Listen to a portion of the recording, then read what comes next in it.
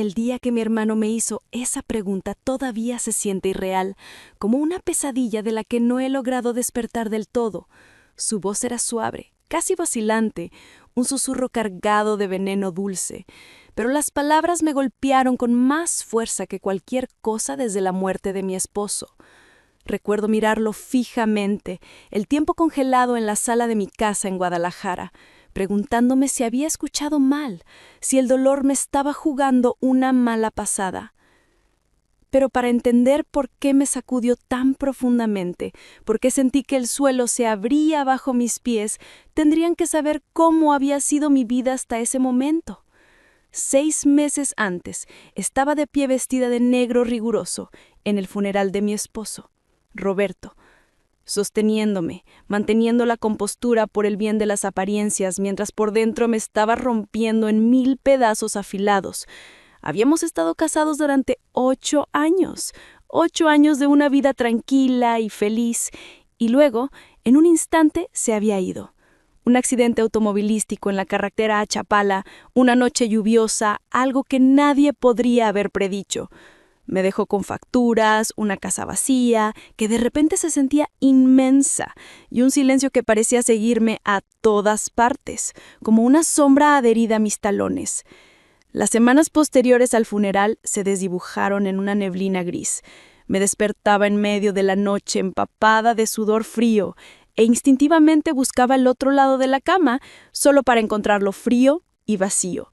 La realidad me golpeaba de nuevo cada madrugada. Las comidas se volvieron opcionales. A veces pasaba días con solo café y galletas. Las conversaciones se sentían como ruido de fondo sin sentido, un zumbido molesto que no lograba penetrar mi burbuja de dolor. Mi familia trató de ayudar, claro. Mi madre venía con tuppers de comida que se acumulaban en el refrigerador. Mis tías llamaban para ver cómo estaba, pero la mayoría no sabía qué decir. Me miraban con esa mezcla de lástima y miedo, como si el luto fuera contagioso. Mi hermano, Esteban, era diferente. Venía a menudo, no con la formalidad de los demás, sino con una presencia constante y sólida. A veces traía la compra sin que yo se lo pidiera, llenando la despensa con mis cosas favoritas.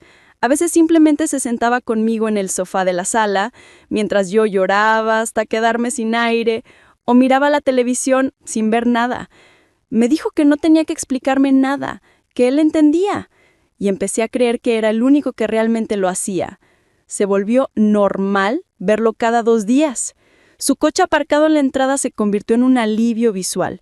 Arregló cosas en la casa que Roberto había dejado pendientes, cortó el césped que empezaba a parecer una selva, cambió las bombillas fundidas del pasillo e incluso reemplazó un grifo que goteaba en el baño principal y que me estaba volviendo loca con su sonido constante. Hablábamos durante horas sobre nada y todo. Recuerdos de la infancia en el rancho de los abuelos, las peculiaridades de Roberto que nos hacían reír, como su obsesión por organizar sus calcetines por colores, el tipo de música que solíamos escuchar cuando éramos niños y soñábamos con ser estrellas de rock.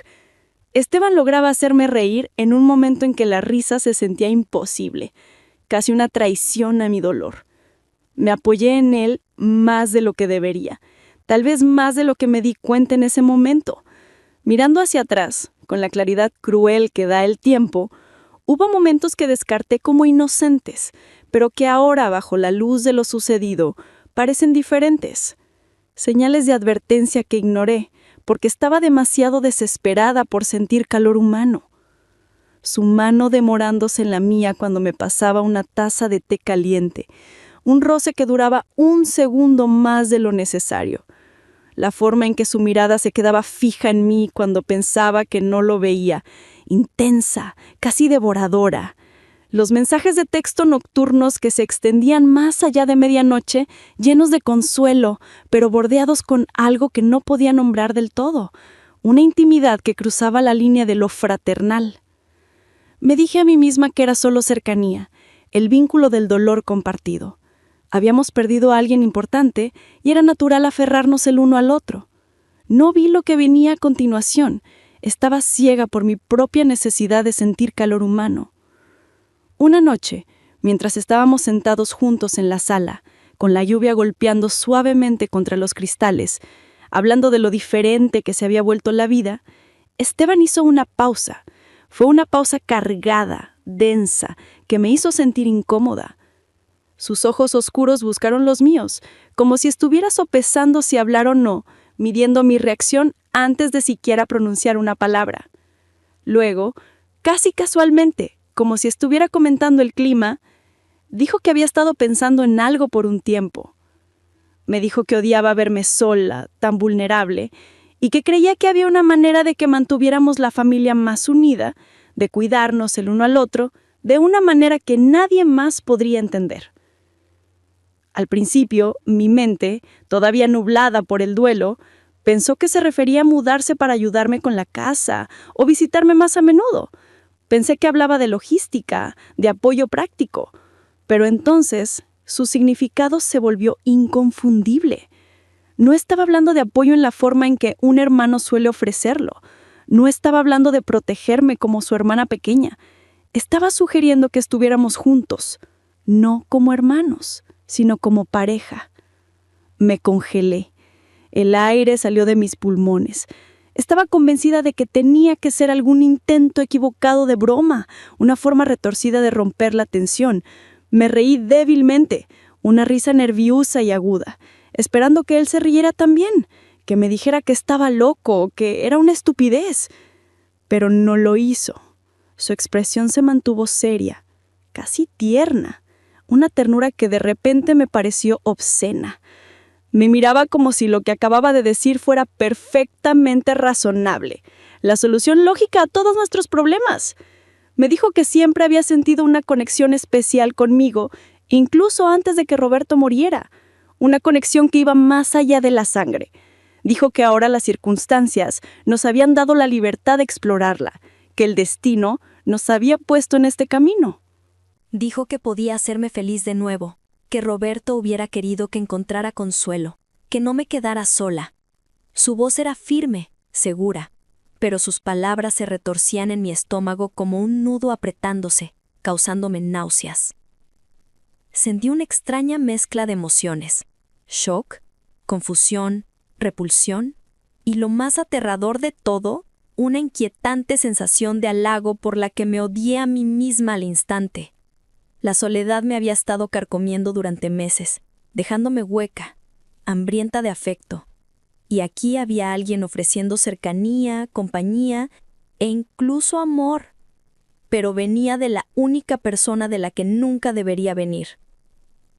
Insistió en que no estaríamos lastimando a nadie, que podíamos mantenerlo en privado, nuestro pequeño secreto.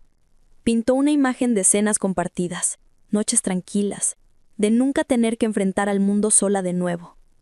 Era una imagen seductora, una trampa envuelta en seda.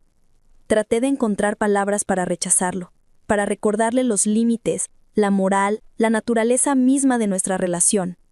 Pero mis pensamientos estaban enredados, paralizados por la enormidad de su propuesta. Una parte de mí, la parte racional y sana, quería cerrar la conversación de inmediato, echarlo de mi casa y no volver a verlo. Pero otra parte, la parte rota y solitaria, se demoraba en la idea de no sentirme tan insoportablemente sola, de tener a alguien que me sostuviera. Su tono, la forma en que me miraba con esa mezcla de adoración y deseo, todo hizo que la línea entre lo correcto y lo incorrecto se desdibujara por un momento fugaz y peligroso. Después de esa conversación, algo entre nosotros cambió irrevocablemente. No hablamos abiertamente sobre lo que había dicho. Fingimos que esa propuesta monstruosa no estaba flotando entre nosotros como un fantasma, pero persistía en el aire cargando cada interacción con una tensión eléctrica. Cambió la forma en que nos movíamos el uno alrededor del otro. Me encontré notando cosas que había ignorado antes. La forma en que su voz se suavizaba hasta convertirse en un ronroneo cuando me hablaba. La forma en que su presencia parecía llenar los espacios vacíos de mi hogar, haciéndolo sentir más pequeño, más íntimo. Me dije a mí misma que estaba pensando demasiado, que era mi mente la que estaba sucia, pero mi guardia ya estaba bajando. Empezó a quedarse hasta más tarde en la noche y dejé de cuestionarlo. A veces se quedaba dormido en el sofá y no le pedía que se fuera. Incluso lo cubría con una manta, sintiendo una extraña paz al verlo ahí. Me dije que era inofensivo, que era familia. pero la verdad es que me estaba acostumbrando al consuelo de no estar sola, a la droga de su atención. Los pequeños gestos crecieron hasta convertirse en algo más pesado, más intencional. Una mano rozando la mía ya no se sentía accidental, se sentía como una prueba, una pregunta. Cuando se inclinaba más cerca para compartir algo, para mostrarme un video en su celular o susurrar un comentario, su aliento se demoraba en mi piel un poco demasiado tiempo, erizándome el vello de la nuca. Una noche, mientras hablábamos en voz baja en la cocina, con solo la luz del extractor encendida, extendió la mano y me colocó un mechón de cabello detrás de la oreja. Sus dedos rozaron mi lóbulo, bajaron por mi cuello. El toque envió un escalofrío a través de mí, no solo por su intimidad, sino porque no me aparté. Me quedé quieta, conteniendo la respiración. Debería haberlo hecho. Debería haber gritado. En cambio, dejé que el momento se extendiera. Ninguno de los dos rompiendo el silencio, el aire vibrando con una energía prohibida. Fue entonces cuando ocurrió el primer beso. Lento, vacilante y pesado con significado. Se inclinó hacia mí, sus ojos fijos en mis labios, dándome tiempo para huir. No lo hice. Sus labios encontraron los míos, suaves al principio, probando. Y luego, al sentir que no lo rechazaba, se volvieron más firmes, más hambrientos. Fue un beso que sabía a culpa y a deseo reprimido. Un beso que sellaba un pacto silente. Ambos fingimos no reconocerlo después. Nos separamos rápidamente. Murmuramos despedidas incómodas y él se fue. La culpa se precipitó de inmediato, aplastante. Esa noche soñé con Roberto. Imaginé su rostro si pudiera verme. La decepción en sus ojos. Me desperté llorando, sintiéndome sucia, traidora. A la luz del día me prometí a mí misma que no volvería a suceder, que había sido un momento de debilidad, una locura pasajera. Pero la cercanía ya estaba enredada en mis días como una enredadera venenosa. Compartimos más toques prolongados, más intercambios silentes que llevaban el peso de lo que había comenzado. Sus visitas se volvieron la parte central de mi día. Me arreglaba un poco más antes de que llegara. Me ponía perfume, elegía ropa que me favoreciera. Me odiaba por ello, pero no podía parar. Evité contarle a nadie sobre la creciente frecuencia de sus visitas, borrando ciertos mensajes de mi teléfono antes de que pudieran ser leídos por ojos curiosos. Me convertí en una mentirosa, guardando secretos a mi propia madre. El secreto solo profundizó la extraña atracción que sentía hacia él. Nos aisló en nuestro propio mundo privado, donde las reglas de afuera no parecían aplicarse. Me dije a mí misma que todavía estábamos de luto, que el dolor hacía que la gente actuara de manera extraña, que tal vez esto era solo una locura temporal, un mecanismo de supervivencia retorcido. Pero cada vez que lo miraba, podía ver el acuerdo tácito en sus ojos. Él sabía que yo sabía, y le gustaba. Habíamos cruzado una línea que no podíamos volver a trazar, y no podía decidir si estaba siendo arrastrada hacia algo que quería, algo dorsco y prohibido que llenaba el vacío en mi pecho, o algo de lo que debería haber huido desde el momento en que comenzó. La tensión se volvió insoportable. Una noche de viernes, Esteban llegó con una botella de vino. «Para relajarnos», dijo con una sonrisa que no llegaba a sus ojos. Bebimos. Una copa, 2 copas. El alcohol aflojó los nudos de ansiedad en mi estómago y adormeció la voz de mi conciencia. La conversación fluyó, pasando de lo trivial a lo profundo, y luego a lo de peligro. Hablamos de soledad, de deseo, de la necesidad de contacto humano. «Te extraño cuando no estoy aquí», dijo de repente, dejando su copa en la tabla. Su voz era ronca, cargada de emoción. «Esteban, no deberíamos», empecé, pero mi voz carecía de convicción. Se levantó del sofá y caminó hacia mí. Se arrodilló frente a mi silla, tomando mis manos entre las suyas. Sus palmas estaban calientes, sus dedos fuertes. «¿Por qué no?», preguntó, mirándome desde abajo, con una súplica en los ojos. «¿Quién dice que está bien y que está mal? Solo somos 2 personas que se necesitan. Nadie nos conoce como nos conocemos nosotros. Nadie te cuidará como yo. Su lógica era retorcida, pero en mi estado de embriaguez y soledad sonaba casi sensata. Casi. Se levantó y me atrajo hacia él. Esta vez no hubo vacilación. Me besó con una urgencia que me dejó sin aliento, sus manos recorriendo mi espalda, presionándome contra su cuerpo. Sentí su deseo, duro y real contra mí, y, por un momento, me dejé llevar. Me dejé consumir por el fuego de lo prohibido. Respondí a su beso, mis manos enredándose en su cabello, olvidando quién era él, quién era yo, olvidando todo excepto la necesidad de sentirme viva de nuevo. Sus manos bajaron a mi cintura, levantando el borde de mi blusa, su piel caliente contra la mía. Un gemido escapó de mis labios y ese sonido pareció romper el último dique de contención. Nos movimos hacia el sofá, torpes, desesperados. Pero entonces, el sonido de un coche pasando por la calle, iluminando la sala con sus faros a través de las cortinas, me trajo a la realidad de golpe. Me aparté, jadeando, con el corazón martillando como si quisiera salir de mi pecho. No, dije, retrocediendo, cubriéndome la boca con la mano. No puedo, esto es una locura, Esteban, eres mi hermano. Él se quedó ahí con la respiración agitada, el cabello revuelto, mirándome con una mezcla de frustración y dolor. No soy tu hermano de sangre, dijo, como si eso cambiara algo.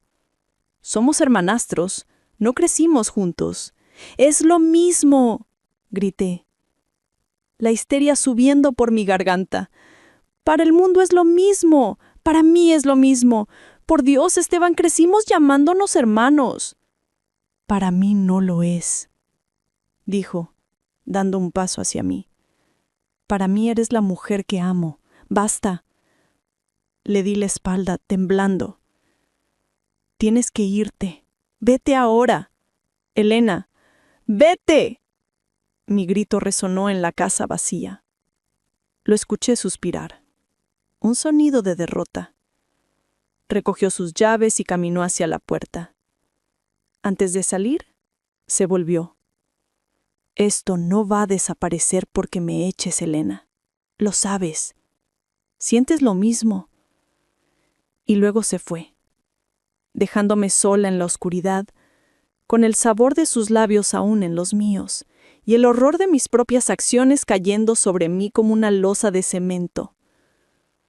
Me dejé caer en el sofá y lloré. Lloré por Roberto, por la vida que había perdido, por la inocencia que acababa de destruir. Sabía que él tenía razón en una cosa. Esto no iba a desaparecer. Había abierto una puerta al infierno y no sabía cómo cerrarla. Los días siguientes fueron una tortura. Esteban me enviaba mensajes, llamaba, pero yo no contestaba. Me encerré en casa, aterrorizada de salir a encontrármelo, aterrorizada de mí misma. Pero la soledad, esa vieja enemiga, volvió con más fuerza. La casa se sentía más grande, más fría, más hostil. Una semana después mi madre llamó. Elena, cariño, ¿cómo estás? No he sabido de ti en días. Esteban me dijo que te veía un poco deprimida. Mi corazón se detuvo. ¿Qué le había dicho? Estoy bien, mamá, mentí, mi voz temblando. Solo ocupada. Bueno, quería decirte que vamos a hacer una comida el domingo. Todos estarán ahí. Tienes que venir. Te hará bien salir. Me invadió el pánico. Verlo ahí frente a todos, fingiendo que no pasaba nada, sabiendo lo que casi habíamos hecho, no sabía si podría soportarlo. No lo sé, mamá. Por favor, hija, hazlo por mí. Acepté porque no tenía excusa, y porque una parte masoquista de mí quería verlo. Quería ver si la locura seguía ahí o si solo había sido una alucinación provocada por el duelo. El domingo llegó. Me vestí cuidadosamente, tratando de parecer compuesta, normal. Cuando llegué a casa de mi madre, el aire estaba lleno de olor a carne asada y risas. Vi a Esteban al otro lado del jardín, hablando con un tío. Se veía guapo, relajado. Cuando me vio, su expresión cambió. No hubo sonrisa, solo una intensidad ardiente que me hizo querer correr. Se acercó a mí cuando fui a la cocina a buscar una bebida. «Te ves hermosa», susurró, parándose demasiado cerca. «Esteban, por favor», dije entre dientes, mirando alrededor para asegurarme de que nadie nos vea. «¿Entonces dónde?», preguntó, acorralándome contra la mesada.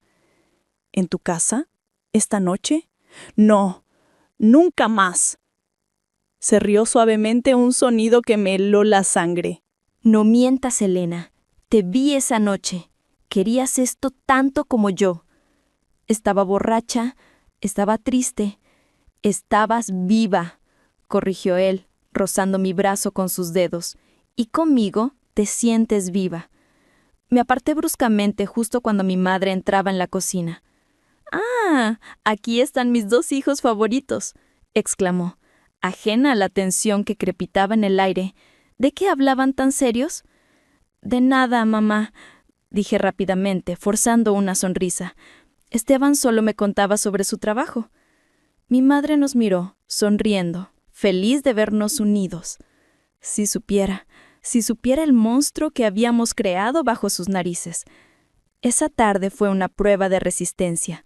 Sentí la mirada de Esteban sobre mí en cada momento, pesada, posesiva. Me sentía desnuda, expuesta. Cada vez que alguien mencionaba lo unidos que éramos como hermanos, sentía ganas de vomitar. Cuando finalmente logré escapar y volver a mi casa, me sentí agotada, sucia. Pero también sentí algo más. Miedo. Miedo de que él tuviera razón. Miedo de que, a pesar de todo, una parte de mí quisiera volver a sentir ese fuego, esa intensidad, esa conexión prohibida que me hacía olvidar el dolor. Esa noche, el timbre sonó. Sabía quién era. No necesitaba mirar por la mirilla. Me quedé parada en medio de la sala mirando la puerta. Podía no abrir. Podía llamar a la policía, podía llamar a mi madre y contarle todo. Pero no hice nada de eso. Caminé hacia la puerta, con las manos temblorosas, y la abrí. Esteban estaba allí, bajo la luz del porche, mirándome con esa mezcla de desesperación y determinación. «No puedo estar lejos de ti», dijo simplemente. Y yo, Dios me perdone, me hice a un lado y lo dejé entrar. Esa noche no hubo vino, ni charlas, ni excusas. Fue una colisión. Fue rabia y dolor y deseo transformados en algo físico. Hicimos el amor, o lo que fuera eso, con una violencia que asustaba, tratando de borrar la realidad con nuestros cuerpos. Fue el mejor y el peor momento de mi vida. Me sentí completa y rota al mismo tiempo. A la mañana siguiente, me desperté en sus abrazos. La luz del sol entraba por la ventana iluminando la realidad de lo que habíamos hecho. No había vuelta atrás. Habíamos cruzado la línea final. Éramos amantes, éramos hermanos, éramos un desastre esperando a ocurrir. Me levanté en silencio y fui al baño, mirándome en el espejo. No reconocía a la mujer que me devolvía la mirada. Tenía los labios hinchados, marcas en el cuello y una sombra en los ojos que no estaba allí antes. Cuando volví a la habitación, Esteban estaba despierto, mirándome. «Buenos días», dijo con una sonrisa satisfecha. «Tenemos que parar», dije, mi voz vacía. Su sonrisa se desvaneció. «No podemos parar. Ya es tarde. Nos van a descubrir.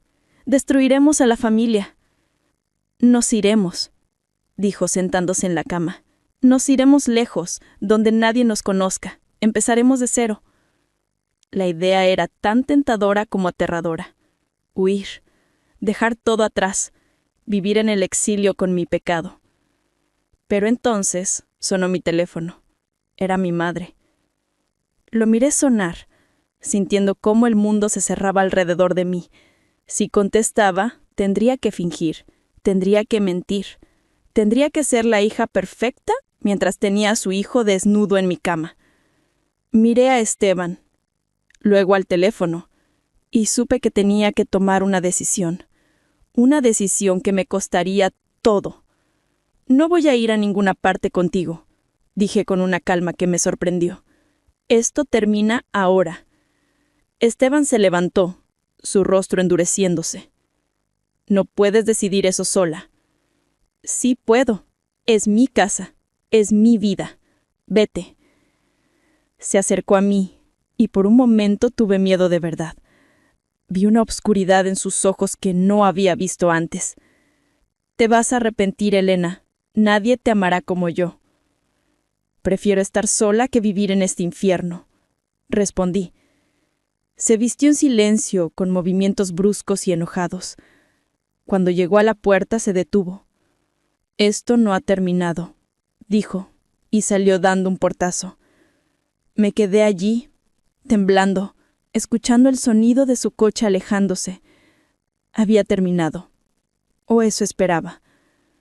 Pero los secretos tienen una forma de no quedarse enterrados, y sabía que Esteban no era de los que aceptaban un no por respuesta.